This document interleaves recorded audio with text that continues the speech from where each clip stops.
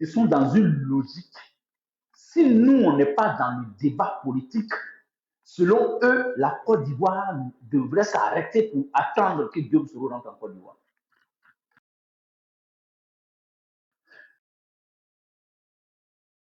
C'est pour ça, l'avancée notable que la Côte d'Ivoire va enregistrer, ce n'est pas de leur goût. C'est-à-dire, aujourd'hui, là. Mais voici des gens pendant la CAN à Abidjan qui priaient que la Côte d'Ivoire perde. C'est-à-dire, quand la Côte d'Ivoire perd, là, eux se sentent à l'aise. Parce que selon eux, quand la Côte d'Ivoire gagne, le nom d'Agbo quelque part là-bas sera collé. Les gars, j'ai été parmi des. J'ai été plus que très heureux que la CAN s'est passée de cette façon en Côte d'Ivoire. Mais on a mis tout ça là dans la politique. Donc, si aujourd'hui, Tidjane Tcham, qui hier a traité Guillaume Soro de serpent, et que pour des raisons de positionnement politique, à un moment donné, se sont retrouvés quelque part dans une coalition en concubinage. Parce que c'est ça. Laurent Gbagbo ou le PPACI était l'homme, le monsieur, et puis il avait deux tisas. On dit quoi? Tisa, non? Voilà. C'est-à-dire la femme légale dans le Front commun pendant les élections, dans leur coalition, c'est le PPACI qui a épousé le PDCI-RDA. Mais le PPACI aussi était en concubinage avec le GPS, parce qu'ils n'ont pas eu d'alliance concrète, officielle, normale. Donc, le GPS squattait la lutte en 2025. Le GPS était la concubine du PPACI ou de Gbagbo Laurent. C'est le PDCI et le PPACI qui ont signé un accord formel. Donc, ils étaient légalement mariés à la mairie devant Dieu et les hommes. C'est l'image que je donne de leur coalition de 2025. Moi, j'ai dit, si je dois quitter Ado pour aller squatter un combat que Gbagbo est leader, c'est-à-dire, c'est la preuve de ma bêtise politique. Je dis moi, c'est-à-dire, je quitte Ado par peut-être frustration, parce que ce n'est pas idéologique. Hein. Notre divorce avec Ado, ce n'était pas idéologique. Hein. Je reviens pour dire aux gens, Soro et Ado se sont séparés, ce n'est pas idéologique. C'est pas pourquoi Soro a senti qu'on dirait qu'il n'est pas bien placé encore dans la succession du président Ouattara. J'ai fait la révélation un jour que le président Ouattara, nous on ne savait pas ça. Oui, mon écouteur est connecté. Attendez. Est-ce que, donc depuis là, je parle dans le vide, quoi. Je vais déconnecter l'écouteur.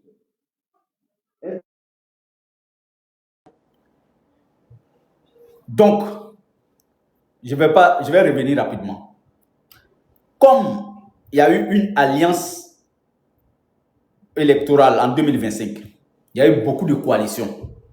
Mais le GPS, n'ayant pas eu un époux légal, un époux qui va la doter légalement, la marier légalement à travers une signature, merci beaucoup Adelph, est venu squatter le couple ou bien le foyer du PPACI et du PDCI qui étaient légaux, qui ont signé un accord légal.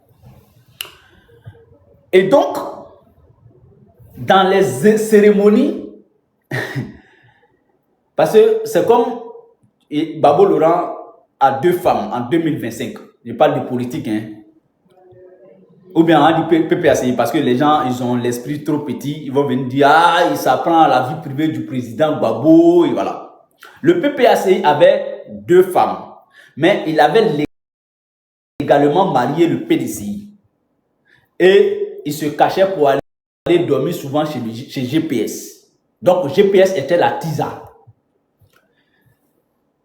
Donc, quand il y a fête à la maison, la titulaire, là, il n'y a pas de problème, elle est là.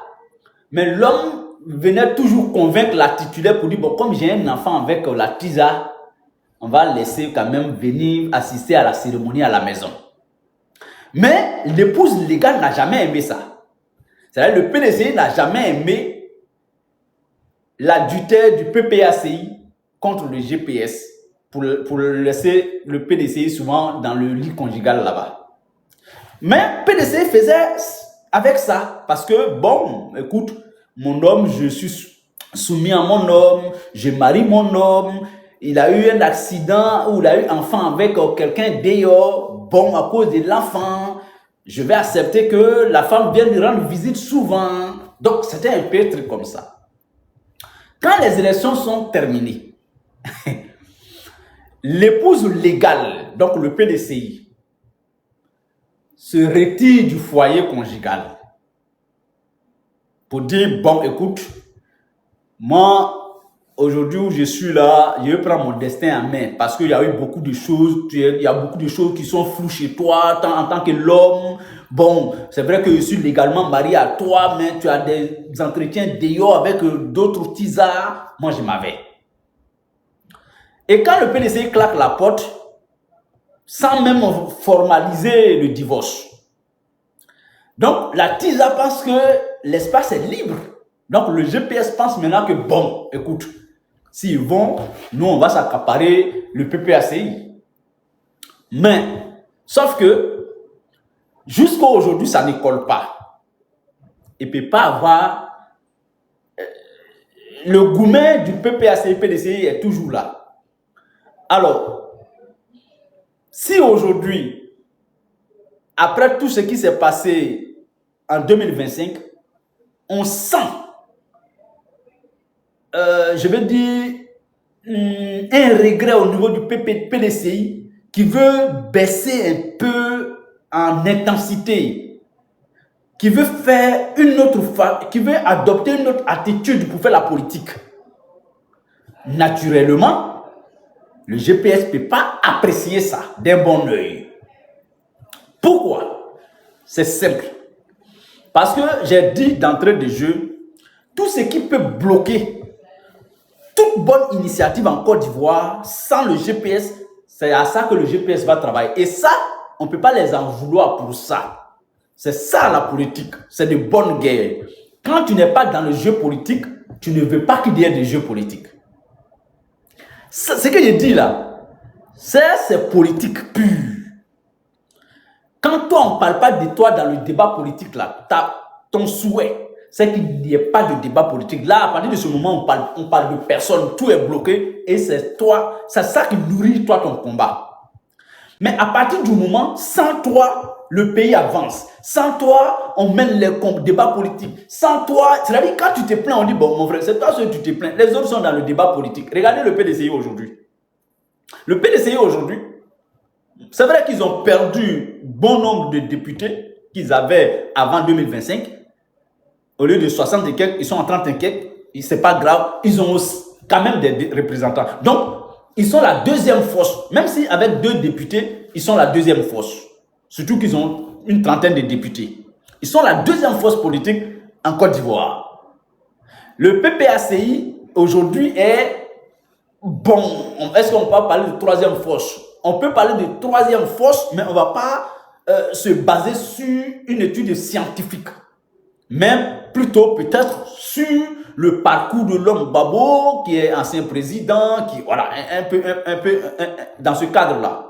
D'accord? Bon, la TISA, on ne parle pas d'elle. On ne parle pas d'elle. Parce qu'aujourd'hui, il n'y a pas d'élu. Donc, si on doit faire un débat politique, c'est sur quoi on va se baser pour dire, bon, il faut que ces mouvements ou bien ces partis politiques prennent part au débat politique. Donc, c'est pour ça, quand on dit la politique de la chaise vide ne paye pas, les gens pensent que non, comme ceux-là, tu as besoin de postes, ils veulent être maire, ils veulent être député, c'est pour ça ils disent qu'on est qu'à aller aux élections. Mais enfin, quand on ne va pas aux élections, quand on n'a aucun élu, ni local, ni national, c'est dangereux pour notre survie en tant que parti ou mouvement politique. Ça, c'est indéniable. Tu ne peux pas faire 5 ans sans élu. 10 ans sans élu et sans perspective. Et puis tu penses que tu es politique, il y a un problème. Donc, tout ce qu'on peut prendre pour t'accuser là, comme insurrection, ceci, cela, peut être justifié. Parce que, regardez, moi j'ai écouté Kader Djarasouba. Je n'ai même pas trop parlé de lui, mais je le cite publiquement pour dire quoi. Sur un panel, Kader dit par exemple, notez-le, bon, comme Guillaume Soro l'avait fait par le passé, le prochain président de la République de Côte d'Ivoire s'appelle Guillaume Soro. Ça, c'est Kader Djarasouba que je cite. Il n'y a pas quelque chose qui continue de me faire rire que ça. Il dit, bon, voici, quand il finit de dire ça, on dit mettez tambour. Eux, ils trouvent leur plaisir dans ça, sur les réseaux sociaux. C'est pour ça qu'on dit, bon, qu'on n'existait que par réseaux sociaux. Kader qui est le chargé de communication adjoint dans le cabinet de Soro,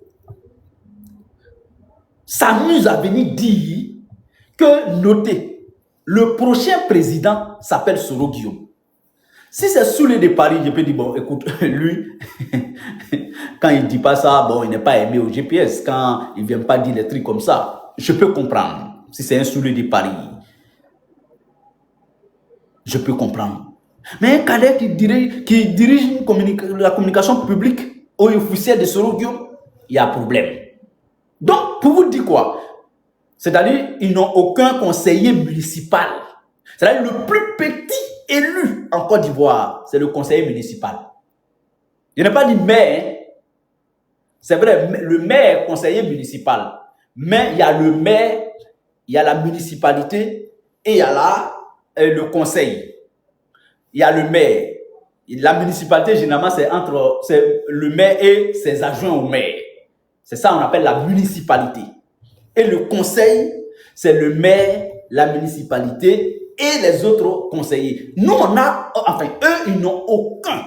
Sur tout l'étendue du territoire, on ne parle même pas des députés, on ne parlera même pas du maire ou du président du conseil régional. Deuxième fait, l'instrument qui peut les faire rêver, c'est le GPS, qui est dissous par décision de justice, s'il vous plaît. Troisièmement, le leader naturel capable de faire gagner, de porter au haut les couleurs du GPS est doublement condamné à 20 ans et à perpétuité par décision de justice. On peut épiloguer dessus, c'est une décision de justice. Bon, nous sommes aujourd'hui le 16 juin 2026. Donc, nous sommes à 4 ans de l'année électorale. Ok. Le PPACI, enfin, le RHDP aura son candidat en 2025. Le PPACI, peut-être, s'ils n'ont pas encore fait, ils n'ont pas reproduit 2025 en 2030, mon souhait même, c'est qu'ils reproduisent 2025 en 2030, c'est-à-dire Babo candidat, mais condamné. Ça, c'est vrai. Et puis, ils vont continuer à dire aux gens dans les villages, ah, c'est eux qui ne savent pas lire. Sinon, le nom de Babo est déçu. Regardez, on vous montre. Non, Dieu. Quand j'ai vu ça en 2025, j'ai attrapé ma tête. J'ai dit, bon, donc, c'est dans ça on veut que moi je sois. C'est-à-dire que Babo est président. Enfin, Babo est le leader de trop, c'est trop. Il est condamné. Non gracié. Et non amnistié, mais gracié. Condamné. Rayé de la liste électorale. On a fait un enrôlement. La liste provisoire est sortie, son nom n'est pas dessus. On a fait un enrôlement, la liste définitive est sortie, son nom n'est pas dessus. Mais à quelques jours des élections présidentielles, les baboïs tels que Blaise Lasme, il va chez lui à Dabou. Et puis il brandit un récépissé, ou bien il brandit un formulaire sur lequel il décrit Babo Laurent. Il dit, regardez, on vous a dit, le nom de Babo sera sur la liste définitive. Regardez, ça est dessus. Et puis les gens ont cru à ça. Et le Conseil constitutionnel a constaté que son nom n'est pas dessus. Ce n'est pas le Conseil constitutionnel qui fait la liste électorale, qui dit enlevez-lui là-dessus, mettez-lui là-dessus. Eux, ils constatent. Et puis ils disent, bon, comme j'ai constaté que ça la manque, donc mettez à côté. Est-ce que ça on peut accuser le Conseil constitutionnel dans ça? Donc, pour revenir à notre mot, éton, voilà, comme on le dit à Abidjan, à nos moutons. Non, on ne dit pas nos moutons, on dit nos mots étons. Donc, la photo de Thiam et de Madame Kanja Kamara, c'est une bonne chose pour la démocratie. C'est une bonne chose pour la cohésion sociale, pour la cohésion nationale, pour l'unité nationale. Oui. Mais ça peut diviser, il faut comprendre chacun aussi. Mais ça n'enlève en rien le jeu démocratique. Madame Kanja n'est pas la justice, elle n'est pas... Voilà, elle est citoyenne, surtout président du Sénat. Elle ne doit pas avoir de barrière. Même si Guillaume Soro sort quelque part aujourd'hui pour dire « Ah, je vais prendre selfie avec toi. » Eh frère, prends. Mais, ça va changer quoi? Sauf que ça rassure. Pour dire, à partir du moment on peut se parler déjà, c'est qu'on peut régler beaucoup de choses ensemble. Mais quand on ne se parle pas, c'est compliqué. Donc, cette photo n'a pas plu à beaucoup de militants du GPS. Comme je vous l'ai dit, je le répète, eux n'ont aucun intérêt à ce que les Ivoiriens puissent se parler sans que Guillaume Soro n'est pas dans le jeu politique. Leur prière, il faut que tout s'arrête pour que Guillaume Soro rentre d'abord et on reprend la marche, on reprend le débat politique, on reprend les investissements, on reprend le développement, on reprend tout. Mais tant que Soro est dehors, il faut que tout s'arrête. À partir de ce moment, ils sont deux. Mais la Côte d'Ivoire transcende un individu. La Côte d'Ivoire ne saurait être otage de quelqu'un. C'est-à-dire, quelle que soit sa masse volumique, personne ne peut dépasser la Côte d'Ivoire. Ce n'est pas possible. C'est pour ça qu'il faut noter une chose, et je suis convaincu, c'est à ça que je crois, que chaque Ivoirien, tu peux aimer celui-là, tu peux détester celle-là, mais chaque Ivoirien est important aux yeux de la mère patrie. Mais personne n'est indispensable à la marche de la Côte d'Ivoire. Je me répète, oui, à partir du moment où tu es Ivoirien, il faut être le plus grand criminel du monde sur la terre. Il faut être le plus grand criminel au monde. Mais tant que tu es Ivoirien, tu es important aux yeux de la mère patrie. Mais tu n'es pas indispensable. C'est-à-dire, sans toi, là, on va partir. Sans toi, on va partir. Donc, le jour où tu es fâché, n'oublie jamais ça. Pour dire, comme je suis fâché, là, si je me fâche, que les gens disent vraiment, calme-toi, il faut te calmer. Parce que si tu te fâches et que tu penses que tant que tu n'es pas calme, tout va s'arrêter en Côte d'Ivoire, c'est faire fausse route. Tu te fous le doigt dans l'œil et tu vas regretter. Il y a quelqu'un qui me dit, tu oublies le micro. Bon, je ne sais pas ce qu'il veut dire par là. Vos commentaires souvent perturbent un peu, tu oublies le micro. Est-ce qu'il y a un problème de micro, s'il vous plaît? Voilà, moi je ne vois pas. Il y a 10 tapotages, 100 et quelques personnes. Quelqu'un dit, on entend bien. Voilà, donc voilà. Les gens là, d'autres c'est pour perturber. Donc, bravo et félicitations à la photo de Thiam et de la présidente du Sénat, Madame Kanja Kamara. J'ai aimé la photo. J'ai toujours dit que moi, j'ai jamais détesté un Ivoirien. Encore, j'ai jamais eu de haine vis-à-vis d'un seul Ivoirien. Je prie le ciel de m'en éloigner même d'ailleurs, de la haine vis-à-vis de mon prochain, surtout d'un Ivoirien. Mais ce qui est ça là, c'est ça. Hein. Ce qui n'est pas ça, n'est pas ça. On nous a envoyés en pleine mer, en bateau. Mais à partir du moment où tu retrouves la boussole et puis tu peux te sauver, mais tu te sauves avant que le bateau ne se noie. Voilà, les gens vont venir dire, tu disais ça là hier, tu dis ça là aujourd'hui, mais c'est ça la vie. Est-ce que moi, c'est comme ça que je suis né? Allez-y demander à maman pourquoi il est né comme ça, et puis on évolue dans la vie. Est-ce que moi, j'étais comme ça un jour pour m'asseoir et puis on interagisse? Non, le monde évolue. C'est comme un chercheur. Un chercheur. L'homme politique, assimiler un homme politique comme un chercheur. Moi, je suis un homme politique. Voilà, bon, peut-être pas satisfaisant ou bien pas à votre... Mais j'ai dit un chercheur, comme son nom l'indique, c'est celui qui cherche. Qui cherche, trouve. Qui cherche, trouve. Et celui qui trouve, il fait comment? Il l'exploite. À partir du moment... Parce qu'il faut être en permanence un chercheur, en train de chercher, en train de fouiller, en train de chercher à comprendre, à s'instruire, à comprendre les choses. Moi, je vais vous dire une chose, c'est pas là que je vais terminer. C'est pour ça qu'il y a un ami, un ancien ami devenu ennemi aujourd'hui. Je le dis, hein, je n'ai aucune haine contre Parigo. Mais il est déclaré ennemi pour moi. Parce que quelqu'un qui veut atteindre à ton honneur, qui ment sur toi tous les jours, qui ment sur toi publiquement, c'est un ennemi. Wallahi billahi, c'est un ennemi. C'est-à-dire que Parigo a osé dire que lui, il a une fois payé billet d'avion pour moi, pour aller en Côte d'Ivoire. Ça, c'est fort. Bon, et puis toi-même, tu n'es jamais allé. Depuis que tu es arrivé en Europe, tu n'as jamais mis pied en Afrique. Donc, pour ne pas me perdre, je vais revenir rapidement, je vais terminer par là. Moi, avant, dans ma tête, là, écoutez très bien ce qu'il va vous dire. Dans ma tête, que c'est l'article 48 que Gbagbo a pris à Pretoria, en Afrique du Sud, là, qui a fait du président Ouattara candidat en Côte d'Ivoire. Moi, ça, c'était dans ma tête. Et pourtant, ce n'est pas vrai.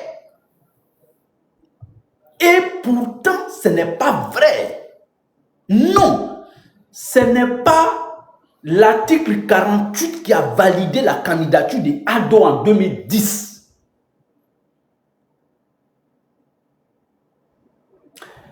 Mais plutôt les éléments qui ont constitué le dossier de Ado là, a fait de Ado candidat en 2010. Vous savez pourquoi? Parce que les gens disent, l'article 48, allez-y écoutez Gbagbo, il dit, peuvent être candidats aux élections à venir, des sont de 2005 qui étaient avant là. Tous les signataires de l'INAS Makoussis et tous les Ivoiriens qui peuvent être candidats. Est-ce que celui qui avait 35 ans pouvait être candidat? Parce que Gbagbo a pris l'article 48. Pourquoi? Et pourtant, l'article 48, c'était pour vraiment ouvrir le jeu. Mais pourquoi celui qui avait 35 ans à l'époque ne pouvait pas être candidat, malgré l'article 48? Il fallait prouver que tu as plus de 48 ans, plus de 40 ans, ou 45 ans, là, par ton acte de naissance. Il fallait prouver que tu es ivoirien, malgré l'article 48, par ton certificat de nationalité. Ado a prouvé ça. Il fallait prouver que tu as au moins un parent ivoirien, ou bien, pardon, la constitution c'était ton père et ta mère ivoiriens, eux-mêmes ivoiriens d'origine. Il fallait prouver ça malgré l'article 48. Ado a prouvé ça malgré l'article 48. Parce que Paul Yaoundé, allez-y le réécouter. Quand il faisait sa délibération en 2010 pour que Ouattara, Babo, Bédié, tout soit candidat là, Paul Yaoundé a dit, il dit, conformément à tant, vu les pièces tant, Ouattara est déclaré candidat. Ce n'est pas l'article. Il dit, l'article 48, c'est Babo qui l'a pris. Mais, pour être éligible, les pièces qu'on demande, si un manque, tu ne seras pas candidat. Vous savez, quand j'ai su ça, je vais vous surprendre. Vous savez, c'est à partir de quel moment moi j'ai su ça? C'est un jour, dans un débat, ce n'était pas un débat, c'était un entretien avec le ministre Mamadou Touré, sur une chaîne qu'on appelle Afrique Média. Parce que j'avais un ami là-bas, ou du moins j'ai un ami là-bas qui m'invitait souvent, quand il y a des invités de marque, il m'invite à venir poser des questions. Un jour même, j'ai posé une question à Guillaume Soro sur la même chaîne. C'est mon ami qui m'a appelé pour dire, Joe, ton mentor sera là aujourd'hui, viens, tu vas lui poser une question. Je vais chercher même cette partie-là. Lors d'une invitation qu'ils avaient faite au ministre Mamadou Touré, et nous, Parigo même était dans ça. C'est ça, il se bat pour dire que lui, il a une fois fait débat avec le ministre Mamadou Touré. C'est faux. Il n'a jamais fait de débat avec le ministre Mamadou Touré. Moi-même, j'étais là ce jour-là. Black Modo était là ce jour-là. Ce n'était pas un débat entre nous et le ministre. Hein? Jamais. On nous a invités pour venir poser quelques questions au ministre. Est-ce que c'est ça qu'on va appeler débat contradictoire? KKB même était là ce jour-là. Et donc, moi, j'ai posé la question au ministre Mamadou Touré. C'est moi qui ai évoqué ça. Je crois bien, si mes souvenirs sont exacts. L'article 48. C'est là que le ministre nous explique que, attention. Diffamer Ado. On regarde ici Franklin Nyamsi. On l'écoute bien. Écoutez attentivement. Dans le jeu de Ouattara, parce qu'ils ont fait leur calcul et que le combat pour la Côte d'Ivoire est considéré comme secondaire. Et qu'ils croient que les Ivoiriens vont se sacrifier pour eux. Pourquoi les Ivoiriens devraient-ils se sacrifier pour la candidature du président Bédié? Il a déjà été président pendant presque 10 ans. Ouais! Mais c'est ce qui vous cache, hein? C'est des menteurs, hein? Je connais les soroïstes. Ah! Par exemple, vous êtes parti là, ça là, je mange les gars là, matin, midi et soir. Donc, ils seraient pilonnés. On continue? Et il ne représente plus l'avenir. Chapeautez les gars. C'est la vérité. Même si nous l'aimons et le respectons. Le président Bédié, ce n'est pas l'avenir de la Côte d'Ivoire. Il a déjà fait son temps. Donc, comment il peut penser qu'on exclut Laurent Gbagbo, on exclut Guillaume Soro, et tout le monde va se rassembler derrière lui? Pourquoi? Pourquoi? Pourquoi tout le monde va se mettre derrière Bédié? Et Bédié même avait fait un tweet à l'époque où il a félicité le Conseil constitutionnel. Parigo, tu mens, hein? C'est forcé? Ce n'est pas forcé. Nous avons nos objectifs politiques d'engagement pour l'Afrique, pour la Côte d'Ivoire. Qui vous dit que nous pensons que nos objectifs seront atteints en se rangeant derrière vous? Non, on veut aller à une... dans le jeu de... Merci beaucoup. Donc, par ricochet, ce que les soroïstes vous cachent là, c'est ce que je viens de vous montrer. C'est eux qui ont menacé le président Henri Konan Bédié. Ils l'ont même interdit d'aller aux élections, afin d'utiliser ça pour accuser Alassane Ouattara. Et c'est ce que Parigo vient faire. Un menteur comme ça. Mais Parigo, tu mens, hein?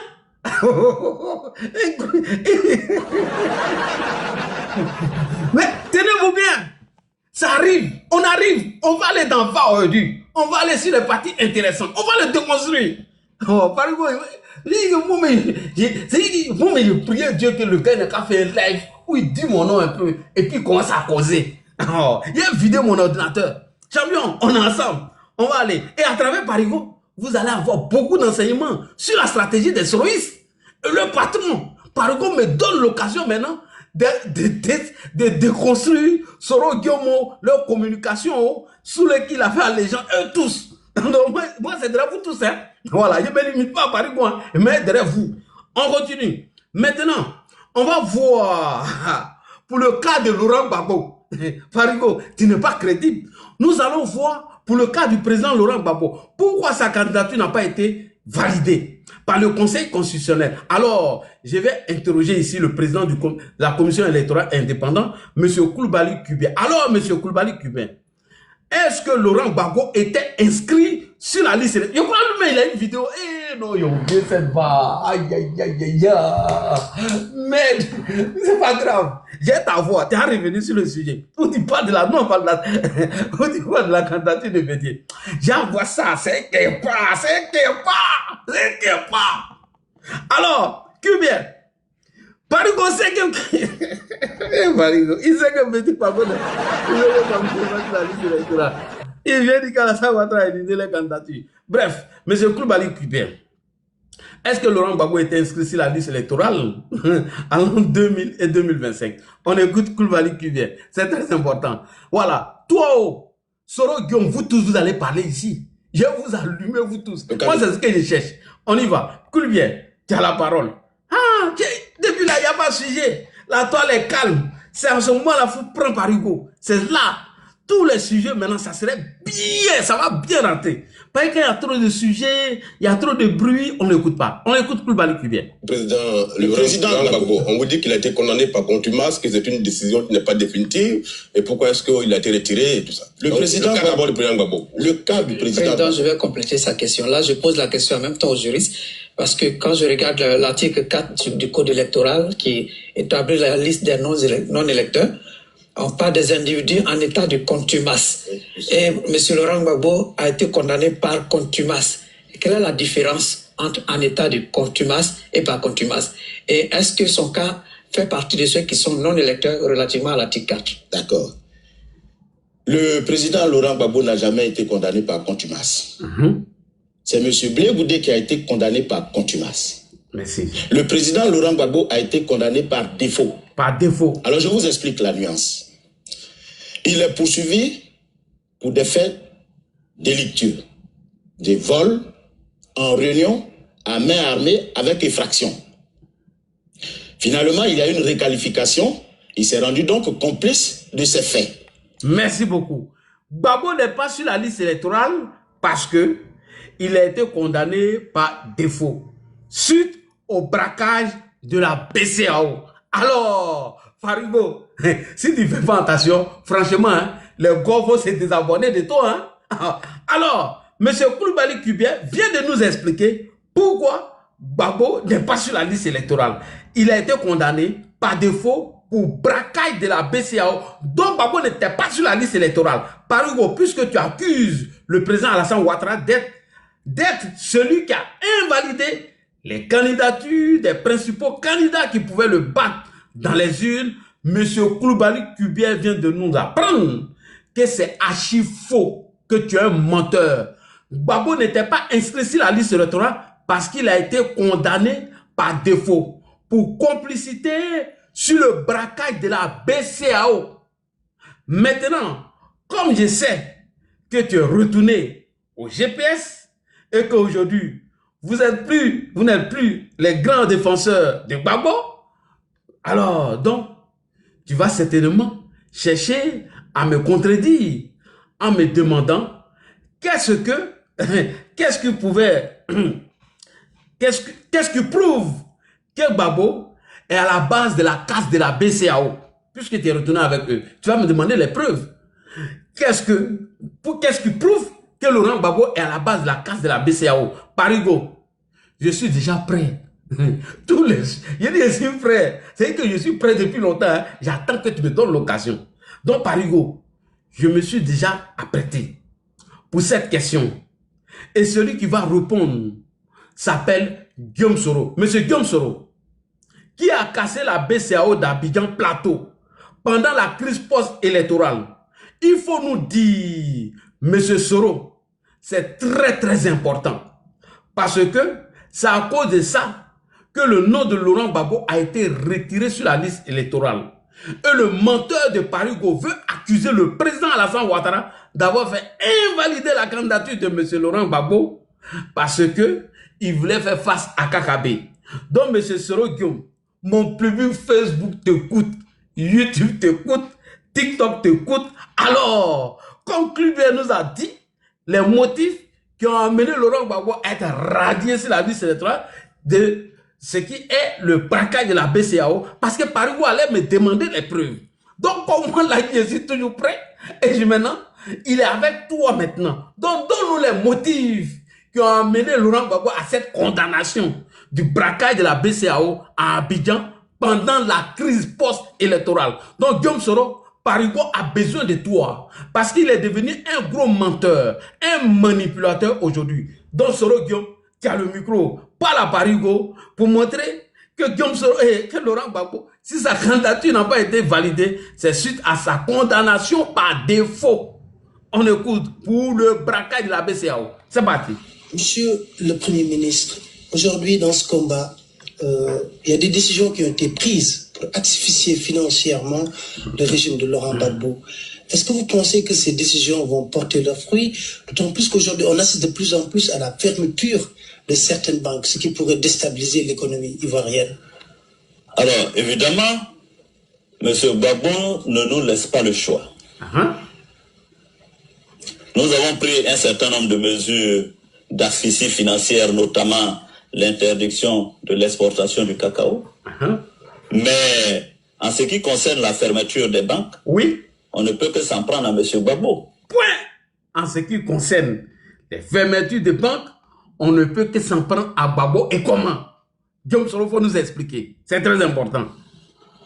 En assiégeant la BCAO à Abidjan, Oui. avec des chars et des kalachnikovs, évidemment, Gbagbo a milité pour la fermeture des banques. Parce que quand vous assiégez, réquisitionnez d'abord et vous assiégez la BCAO, le premier effet, c'est qu'il n'y a plus d'émission de nouveaux billets. Et quand il n'y a plus d'émission de nouveaux billets pour le compte de la BCAO à Abidjan, tous les billets qui sont à la BCAO sont servis aux banques et les billets ne sont plus recyclés. Parce que tant que votre siège est à la BCAO, les populations qui viennent retirer leur argent dans les banques n'ont plus confiance et ont tendance à garder leur argent à la maison. Oui. Première raison. Alors, dans deuxième Deuxième raison. raison. Oui. Les banques même qui ont eu le courage de maintenir leur guichet ouvert Oui. se sont vus confrontés à l'insécurité provoquée par M. Gbagbo. Ah bon? Les militaires avec les kalachnikovs venaient les chercher pour les obliger à faire des compensations manuelles.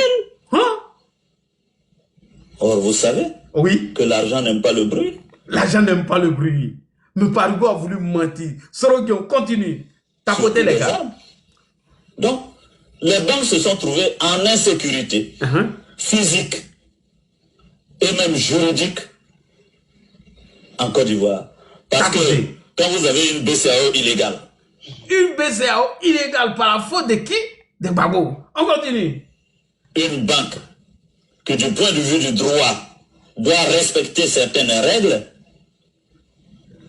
est en difficulté pour continuer de travailler. Merci. Donc, c'est M. Gbagbo lui-même qui a fermé les banques. Maintenant, ce que nous disons, c'est que à partir du moment où M. Gbagbo a confisqué le pouvoir, le principe des mesures d'asphyxie financière était de droit. Parce qu'il fallait préserver les ressources financières de l'État de Côte d'Ivoire. Effectivement. Parce que si nous ne prenions pas ces mesures, toute cette manne financière serait rentrée dans les mains de Gbagbo. Pas pour construire des écoles, des centres de santé, mais pour acheter des armes. Pour faire quoi? Et dans le contexte actuel, on ne pouvait pas laisser toute cette manne financière aux mains de Gbagbo pour s'acheter des armes. Pourquoi faire? Sûrement pour tuer des Ivoiriens. Donc, nous avons pris ces mesures pour préserver les ressources financières qui sont là, en Côte d'Ivoire. Quand le gouvernement légal et légitime sera installé, ce sera autant d'argent que nous allons consacrer à la construction d'écoles, de centres de santé, de forages, de pompes à eau, d'électricité au bénéfice des populations. Merci beaucoup. Donc, camarade Daouda, à quel moment Alassane Ouattara a invalidé les candidatures des poids lourds afin de se présenter à Kakabé? Puisqu'on vient de te montrer ici les motifs de la condamnation de M. Laurent Gbagbo, dit par le président du conseil de la CEI, de la Commission électorale indépendante. Et ton patron, Guillaume Soro, nous confirme les raisons de la condamnation de Laurent Gbagbo suite au braquage de la BCAO. On va aborder maintenant le dernier sujet, c'est très rapide, on va faire ça rapidement. On aborde le dernier sujet rapidement. Alors, chers amis, Parigo, dans son ignorance, est revenu sur une déclaration de Arthur Banga. Et dans cette déclaration d'Arthur Banga, dit au micro de Guillaume Vergès, ce n'est pas l'article 48 pris par Gbagbo qui a fait du président Alassane Ouattara candidat à l'élection présidentielle d'octobre 2010. Et Daouda Kamara, dit Parigo, l'homme qui fait comme s'il connaît tout, s'était indigné en faisant croire que Arthur Banga, qui était un docteur en histoire, avait menti. Parigo dit que les déclarations d'Arthur Banga au micro de M. Guillaume Vergès en disant que ce n'est pas l'article 48 que Laurent Gbagbo a pris et qui a fait d'Alassane Ouattara candidat à l'élection présidentielle d'octobre 2010. Donc lui, il s'est indigné le fait qu'un docteur avait menti. Vous comprenez? Voyez-vous le mensonge de Camara Daouda dit Parigo? Voyez-vous les mensonges de Parigo? Voyez-vous comment les souris sont des menteurs? Mais on va écouter Parigo. Il parle, on va pas trop parler, on va l'écouter quand même. Et on va déconstruire ce menteur. Parigo, on t'écoute. Ça, c'est dernière ligne. On écoute Parigo. Parigo. Mais vraiment, tu te fais plaisir, hein? Oh, il demandait le monsieur. On écoute Parigo. C'est très important. Ah, ça, c'est dernière ligne. Et puis, on va lui laisser le temps de revenir encore. Parce que ça nous plaît. On en fait ça comme ça, dit tic au tac. Lui, il ne va pas apporter des éléments de preuve. Nous, on va apporter des éléments de preuve. On écoute Parigo. Continue le débat parce que on m'a dit que Arthur Banga fait tout pour me trouver ça dit que ce n'est pas grâce au décret du président Gbagbo que M. Ouattara est devenu candidat en 2010. C'est quelle malhonnêteté ça? Donc, venez me dire alors. Ouais, président, j'ai suivi, vraiment, Venez me dire. Ouais, mais en fait, depuis quelques jours, le débat que nous on a fait là, ça m'a fait marrer. C'est la suite qu'elle a, vous faites. Il cherche à tout. Mais venez me dire que l'arrêt de la Chambre constitutionnelle de la Cour suprême, que Tia Kone a eu à prendre là, est-ce que ça a été cassé? Est-ce que cet arrêt-là a été cassé par une décision de justice? On a montré ça lors du forum de la avant l'élection de 2010. Non, au fait, président. C'est le décret là qui permet d'être candidat. Oui. Président. On va continuer le débat parce que... Merci beaucoup. Alors, chers frères et sœurs, vous voyez, quand il vous dit que ce monsieur-là, il ne connaît rien, et c'est un menteur, vous allez voir au fur et à mesure, il va me faire les droits de réponse, je vais vous montrer qu'il ne connaît rien, que c'est un menteur. Est-ce que vous comprenez? Alors, Parigo, quand tu veux faire croire que tu sais tout et que tu connais tout, dis-moi, est-ce que tu connais le contenu même de l'article 48?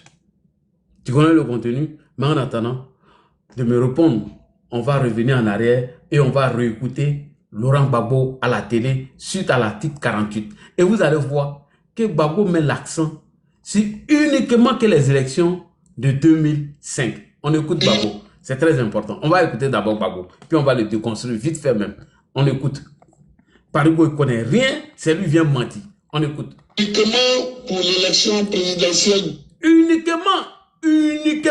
Écoutez bien, hein. Uniquement pour l'élection présidentielle d'octobre 2005. Uniquement que pour l'élection d'octobre 2005. On continue. Conformément à la lettre du médiateur sud-africain, les candidats présentés par les partis politiques signataires de l'accord de Marcoussis sont éligibles. En conséquence, M. Alassane Ouattara peut, s'il le désire, présenter sa candidature à l'élection présidentielle d'octobre 2005. Merci beaucoup. Uniquement que 2005. On continue. En dépit de la partition, il fallait donc croire que tout s'arrangerait bientôt au pays du vieux, où le peuple allait pouvoir choisir et connaître la paix promise. Uniquement pour l'élection présidentielle d'octobre 2005. Point. On a écouté, hein? Uniquement. Parigo.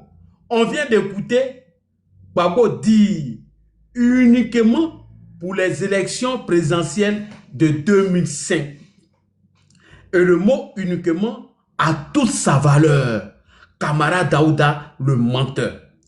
Uniquement veut dire que la décision de Gbagbo ne peut pas aller au-delà de 2005. Gbagbo répète encore. Écoutez. Uniquement pour l'élection présidentielle d'octobre 2005. Uniquement que pour les élections présidentielles d'octobre 2005. Uniquement veut dire que la décision de Gbagbo ne peut pas aller au-delà de 2005.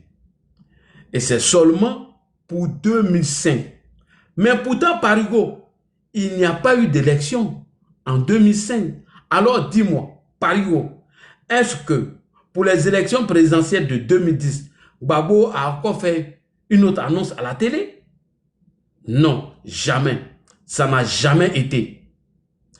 Donc, ça n'a jamais été fait. Donc, ce qui veut dire que la décision prise par Gbagbo était uniquement que pour 2005. Uniquement que pour 2005.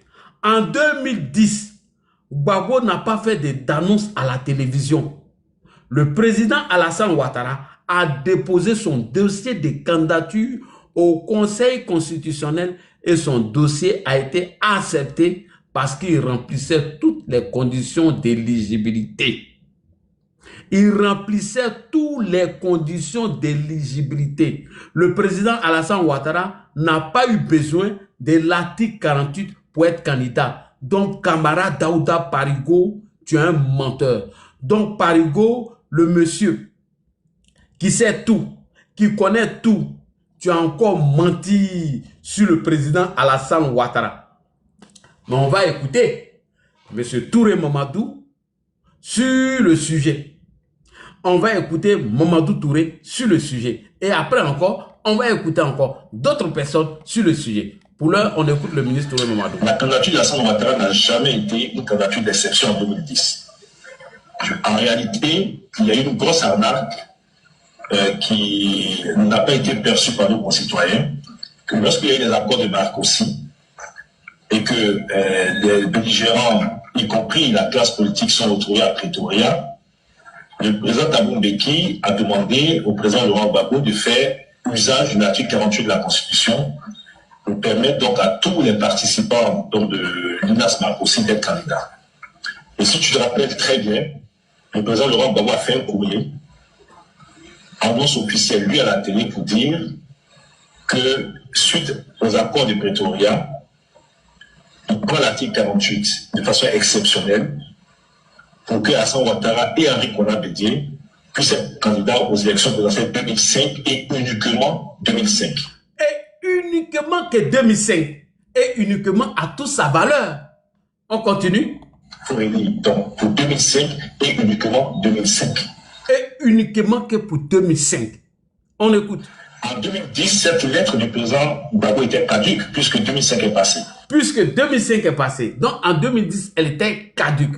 Et qu'il avait circonscrit son initiative pour 2005. Le juge constitutionnel qui a analysé les candidatures, tu pourras donc te réunir les arrêts.